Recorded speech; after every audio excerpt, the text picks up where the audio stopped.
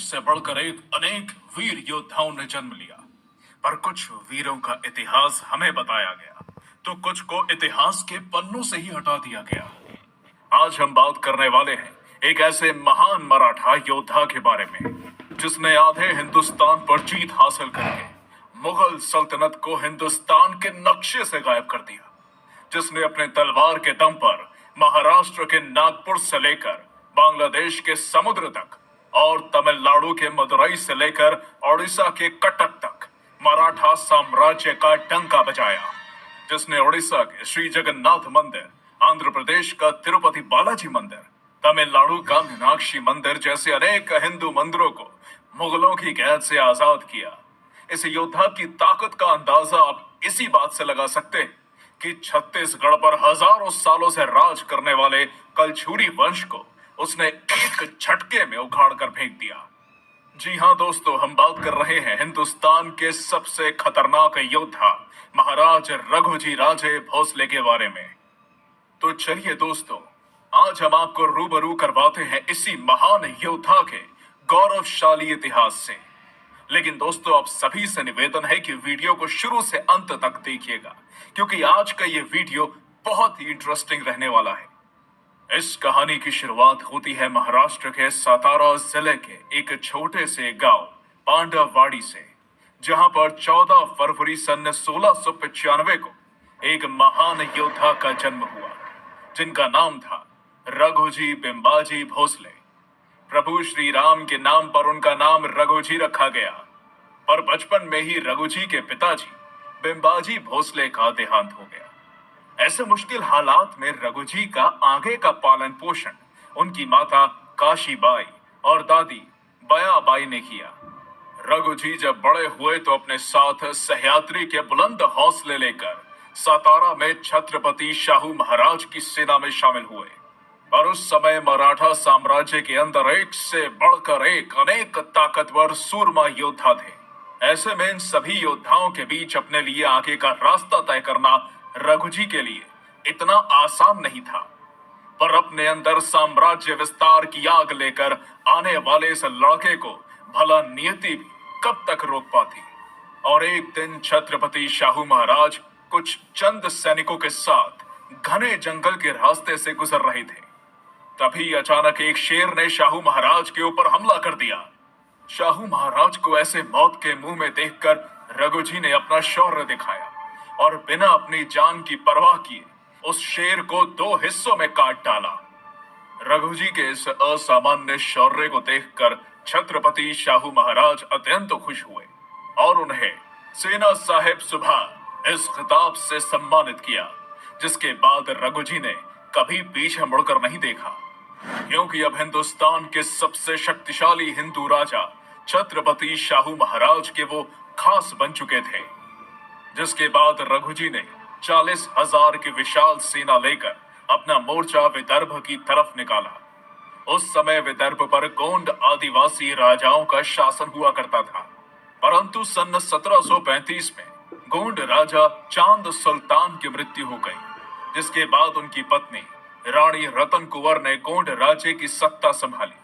लेकिन रानी रनत कुंवर के सौतेले बेटे वली शाह ने गोंड राज्य की सत्ता पर अपना दावा ठोक दिया और रानी रतन कुंवर को राज्य से बाहर निकालकर उनके बेटे मीर बहादुर की हत्या कर दी। ऐसे में डरी सहमी रानी रतन कुंवर ने अपने राज्य को वापस पाने के लिए रघुजी राजे भोसले से मदद मांगी। रानी की इस दुर्दशा को देखते हुए रघुजी राजे ने बिना किसी स्वार्थ के उन्हें मदद करने का वचन दिया और सन 1737 में वली शाह को पकड़ने के लिए हर हर महादेव की ललकारें देकर मराठों ने मध्य प्रदेश के देवगढ़ किले पर चढ़ाई कर दी। अब मराठा सेना और वली शाह की सेना के बीच घमासान युद्ध छिड़ गया। देवगढ़ के युद्ध मैदान में रघुजी राजे भोसले ने वली शाह को युद्ध में हराकर उसे बंदी बना लिया और गोंड राज्य को फिर से रानी रतन कुंवर के हाथों में सौंप दिया। बदले में रानी रतन कुंवर ने रघुजी राजे भोसले को नागपुर और भंडारा प्रांत का प्रदेश भेंट में दिया। देवगढ़ में मिली इस शानदार जीत के बाद रघुजी राजे भोसले ने नागपुर में प्रभु श्री राम के एक विशाल मंदिर का निर्माण किया, जिसे आज रामटेक मंदिर के नाम से जाना जाता है। और आगे चलकर इसी नागपुर को रघुजी राजे भोसले ने अपनी राजधानी बनाया और इस तरह नागपुर में भोसले वंश का उदय हुआ। मराठों का राज्य विस्तार। साल था सन 1707। औरंगजेब की मृत्यु हो चुकी थी। सत्ता पाने के लिए औरंगजेब के बेटे एक दूसरे के खून के प्यासे हो गए। इसी बीच दक्षिण भारत में एक नई सल्तनत ने जन्म लिया, जिसका नाम था आरकाट। और इस आरकाट की सल्तनत को चलाते थे दोस्त अली खान और उसका दामाद चंदा साहिब। आरकाट की सल्तनत से कुछ ही दूरी पर तमिलनाडु के मदुरई में नायक राजवंश का शासन हुआ करता था, जो धन और वैभव से काफी संपन्नशाली राज्य था। नायक राजवंश का सबसे बड़ा उदाहरण है मदुरई का मीनाक्षी मंदिर, जो दक्षिण भारत का सबसे सुंदर मंदिर माना जाता है। लेकिन 14वीं शताब्दी में अलाउद्दीन खिलजी का सेनापति मलिक काफूर, जिसने दक्षिण भारत में प्रवेश करके अनेक हिंदू मंदिरों को तोड़ा और सोना, चांदी, हीरे, मोती जैसे कीमती सामान को लूटकर मंदिरों को खंडहर के रूप में बदल दिया। बाद में 16वीं शताब्दी में नायक राजवंश के राजाओं ने मीनाक्षी मंदिर का पुनर्निर्माण करके जीर्णोद्धार किया।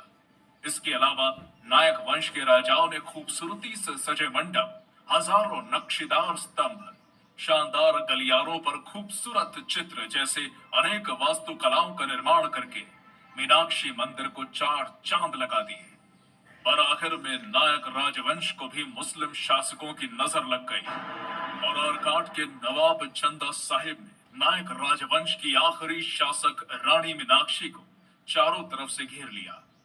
ऐसे में डरी सहमी रानी मीनाक्षी ने अपने राज्य को बचाने के लिए चंदा साहिब को 1 करोड़ रुपए दिए। पर रानी मीनाक्षी को पता था कि ये मुगल किसी के सगे नहीं होते, इसलिए रानी मीनाक्षी ने चंदा साहिब को कुरान पर हाथ रखकर कसम खाने के लिए कहा कि वो उसके राज्य पर कभी आक्रमण नहीं करेगा।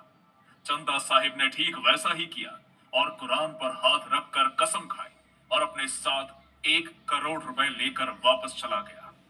पर 2 साल हुए ही थे कि इस नीच चंदा साहिब ने फिर से रानी मीनाक्षी के राज्य पर आक्रमण कर दिया और रानी मीनाक्षी को कैद करके जेल में डाल दिया। इस हार का सदमा बेचारी रानी मीनाक्षी बर्दाश्त नहीं कर पाई और उसने जहर खाकर खुदकुशी कर ली। इस प्रकार दक्षिण भारत से नायक राजवंश का अंत हुआ। अब दक्षिण भारत के अधिकांश हिस्सों पर दोस्त अली खान और उसका दामाद चंदा साहिब का वर्चस्व स्थापित हो चुका था। दक्षिण भारत में मराठों का आगमन।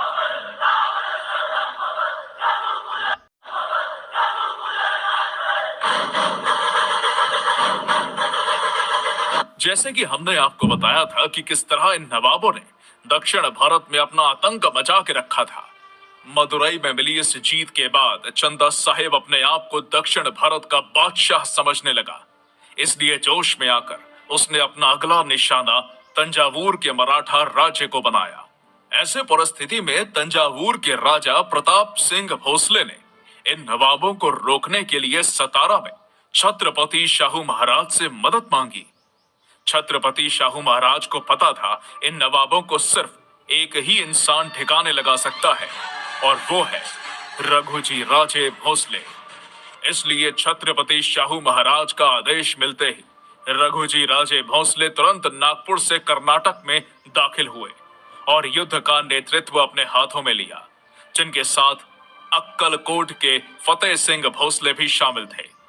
और 20 मई सन 1740 को रघुजी राजे भोसले के नेतृत्व में 40,000 मराठों ने हर हर महादेव की घोषणा देकर दोस्त अली खान की सेना पर चढ़ाई कर दी। आंध्र प्रदेश की धरती पर मराठों ने ऐसे कत्लेआम मचाया कि मुगलों के रक्त से डमल चेरी की घाटी को लाल कर दिया। मराठों के पराक्रमी योद्धाओं ने आरकाट की सल्तनत को तबाह कर मुगल सैनिकों के मुंड काट डाले। ऐसे में मुगलों के काल महाराज रघुजी राजे भोसले ने अपनी खूनी तलवार से मुगलों के अनेक ताकतवर योद्धा और सेनापतियों को मार डाला। आधी से ज्यादा मुगल सेना मराठों के तलवार से कट चुकी थी। नवाब दोस्त अली खान और उसका बेटा हसन अली युद्ध छोड़कर भागने ही वाले थे। उससे पहले रघुजी राजे ने इन दोनों को पकड़कर मौत के घाट उतार दिया। मराठों ने किसी को नहीं छोड़ा। अपने आप को अपराजय मानने वाली अर्काट की ये सेना आज मरी पड़ी हालत में मराठों से अपनी जान की भीख मांग रही थी। लेकिन अभी भी दोस्त अली खान का दूसरा बेटा सफदर अली जीवित बचा था। डरे हुए सफदर अली खान ने बिना किसी सवाल के 1 करोड़ देकर रघुजी राजे भोसले के आगे अपने घुटने टेक दिए और इस तरह रघुजी राजे भोसले के नेतृत्व में मराठों ने कर्नाटक राज्य को मराठा साम्राज्य में शामिल कर लिया। अब बारी थी चंदा साहिब की, जिसने रानी मीनाक्षी को मारकर दक्षिण भारत से नायक वंश का अंत किया था। जैसे ही चंदा साहिब को पता चला कि मराठे कर्नाटक राज्य को जीतने के बाद उसे पकड़ने के लिए आ रहे हैं, तो मराठों के डर से वो तमिलनाडु के तिरुचिरापल्ली शहर में भाग गया। चंदा साहिब को ऐसी मुश्किल परिस्थिति में देखकर उसका भाई बड़ा साहिब उसकी मदद के लिए आगे आया और मुगल सेना एक बड़ी फौज लेकर मराठों की तरफ बढ़ने लगी। मराठों से लड़ते लड़ते औरंगजेब कब्र में दफन हो गया, लेकिन वो मराठों को रोक नहीं पाया। तो भला ये बड़ा साहिब मराठों का क्या उखाड़ लेता। बड़ा साहिब को अपनी ओर आता देखकर मराठे उस पर आंधी की तरह टूट पड़े।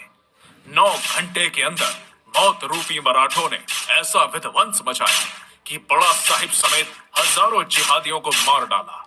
अपने भाई बड़ा साहिब की मौत की खबर सुनकर चंदा साहिब और भी ज्यादा डर गया और अपनी जान बचाने के लिए उसने त्रिचन्नापल्ली में एक मजबूत घेरा बनाकर अपने आप को किले के अंदर बंद कर लिया। तो दूसरी तरफ मराठे कब से बेचैन थे दक्षिण भारत से मुगलों का सफाया करने के लिए। इसलिए वीर मराठा योद्धा महाराज रघुजी राजे भोसले ने चंदा साहिब के इस घेरे को तोड़कर मुगलों की कटी लाशों के साथ त्रिचन्नापल्ली में प्रवेश किया। मराठों ने हर हर महादेव और मां जगदम्बे का स्मरण करके नंगी तलवारों के साथ चंदा साहिब की सेना पर चढ़ाई कर दी। मराठे खूंखार शेर की तरह मुगलों पर मौत बन के टूट पड़े। जो भी मुगल सैनिक मराठों के हाथ में आते, मराठे उनकी गर्दन काटकर मौत के घाट उतारते थे। 1 महीने तक चले इस युद्ध में मुगलों के अनेक सूरमा योद्धा मारे जा चुके थे। अनेक मुगल सैनिक युद्ध छोड़कर भाग रहे थे। अब महाराज रघुजी राजे भोसले ने अपनी चाल चली और त्रिचन्नापल्ली के किले को चारों तरफ से घेरकर चंदा साहिब के सारे रास्ते बंद कर दिए। परेशान चंदा साहिब ने पौंडीचेरी के फ्रेंच गवर्नर डुमास से मदद मांगी, पर मराठों के डर से उसने भी हाथ ऊपर कर दिए और आखिरकार 16 मार्च सन 1741 को रामनवमी के दिन मराठों ने त्रिचन्नापल्ली के किले में घुसकर चंदा साहिब को पकड़ लिया। जिसके बाद चंदा साहिब ने रघुजी राजे भोसले के पैर पकड़ लिए और कहने लगा, मुझे माफ कर दो, चाहिए तो 12 लाख रुपए ले लो, पर मुझे छोड़ दो। पर रघुजी राजे भोसले ने चंदा साहिब के इस प्रस्ताव को ठुकरा दिया और उसे बांधकर राजधानी सातारा ले गए। और इस तरह महाराज रघुजी राजे भोसले के नेतृत्व में मराठों ने दक्षिण भारत पर जीत हासिल करके उसे मराठा साम्राज्य में शामिल कर लिया।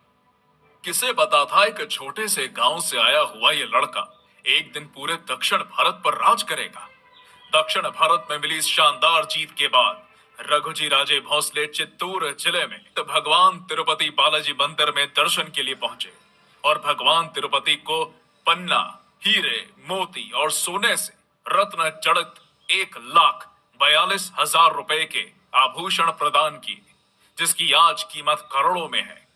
इस आभूषण को आज भी भगवान तिरुपति बालाजी मंदिर में सुरक्षित रखा गया है, जिसे राघव जिवारी पेंटे इस नाम से जाना जाता है, जो आज भी दक्षिण भारत में मराठों के वैभव की साक्ष्य देता है।